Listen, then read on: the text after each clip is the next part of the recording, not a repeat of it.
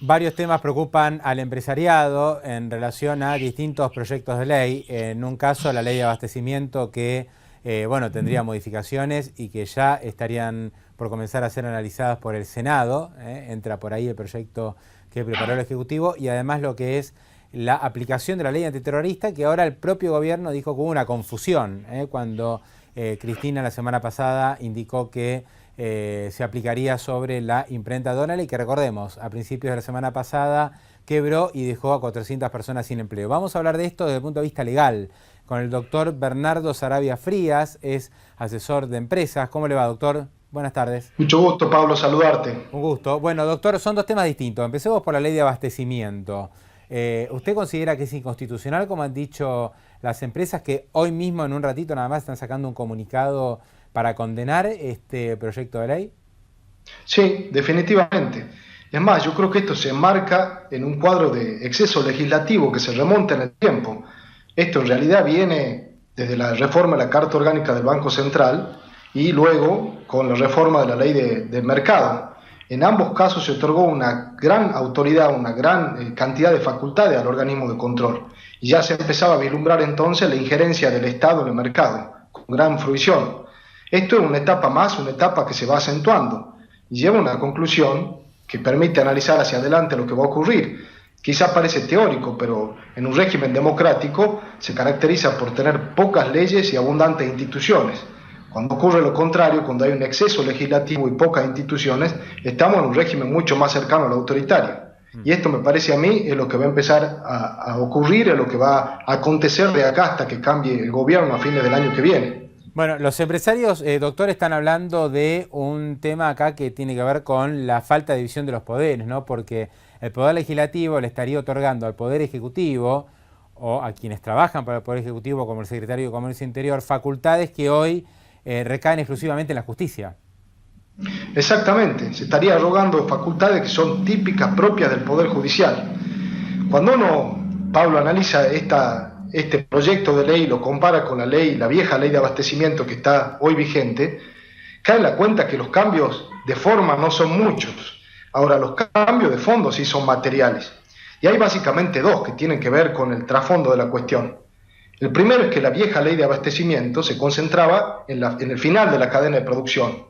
El proyecto que se está proponiendo abarca todo. Se llama, de hecho, regula las relaciones de consumo y de producción. Es decir, que abarca toda la cadena de valor. Esta es la primera gran diferencia.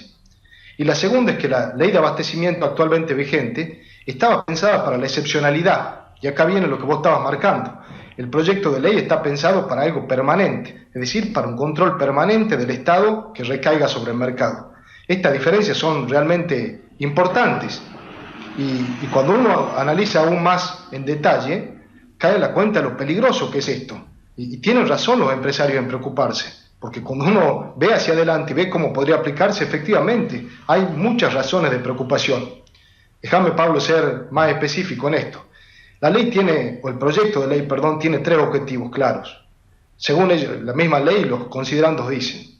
Uno es proteger a los consumidores, la otra es evitar abuso de posiciones dominantes.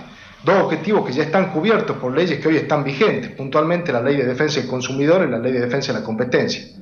Pero el tercer objetivo es el más preocupante.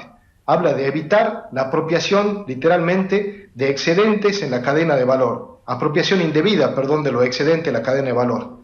Esta frase indica a las claras que es el Estado, en la visión del Poder Ejecutivo, el que tiene que determinar cuál es la ganancia que tiene que tener un empresario, ni más ni menos. Y a partir de esta concepción filosófica, otorga las nuevas facultades, este gran poder a la Secretaría de Comercio. En esencia, la Secretaría de Comercio puede fijar precios máximos, mínimos y de referencia. Si las empresas no hacen caso a estos precios de referencia, pues entonces la Secretaría de Comercio puede hacer básicamente dos cosas. O puede obligar a producir a la empresa a una pérdida, y si la empresa se niega a producir a pérdida, lo que puede hacer es imponer multas millonarias.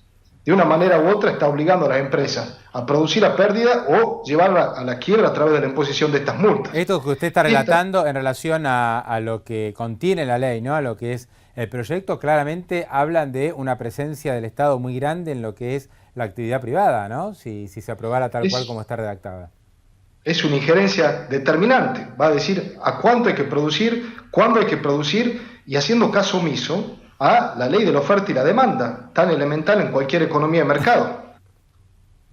¿Usted pudo ver si en Venezuela existe una legislación parecida? Porque también se ha advertido justamente que este proyecto es similar a una ley que existe ya hace varios años en Venezuela y que ha generado desabastecimiento, más inflación.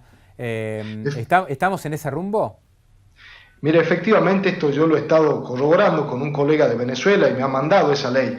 Los términos son diferentes, pero lo que sí se me ha remarcado desde allá es el fin, la utilización que se le ha dado, que es lo que está diciendo usted, la injerencia marcada del Estado en el funcionamiento del mercado, marcadísima.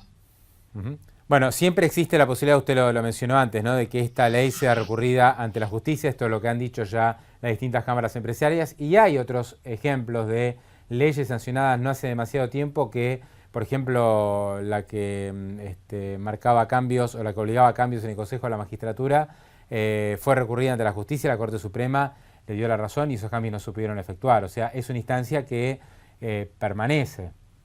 Sí, definitivamente, pero a mí personalmente me gustaría que esta discusión se dé antes en el ámbito del Parlamento y que sea la oposición la que llame la atención, y aun cuando pueda sonar utópico, sería realmente importante que las mayorías oficialistas reflexionen sobre esto, porque es un camino realmente preocupante que a partir de esta ley estaría tomando la Argentina.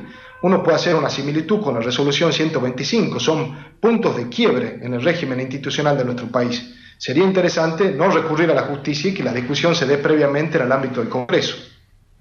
Doctor, una última pregunta que tiene que ver con otra ley, que es la ley antiterrorista, que ha generado toda una serie de equívocos, ¿no? Que la Cristina la semana pasada anunció que se iba a aplicar contra la empresa Donnelley. Hoy Alejandro Vanoli, presidente de la CNB, dijo que, bueno, que había sido un error, que en realidad lo que se va a investigar es si hubo una quiebra fraudulenta.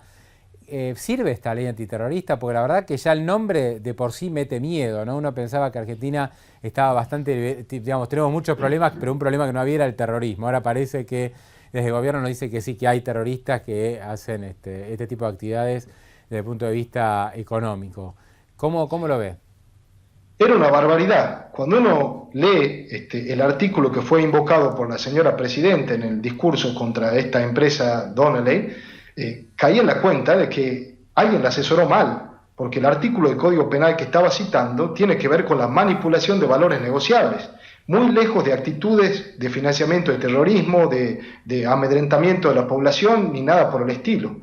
Personalmente creo que estuvo mal asesorada, invocó mal el Código Penal, y si hubiese sido otro artículo del Código Penal tampoco aplicaba. Esta es la razón simple por la que el señor Vanoli ha vuelto sobre sus pasos, o lo han mandado a que vuelva sobre sus pasos, porque era un error técnico tan grave que ningún juez iba a aceptar una cosa así. Era realmente alarmante.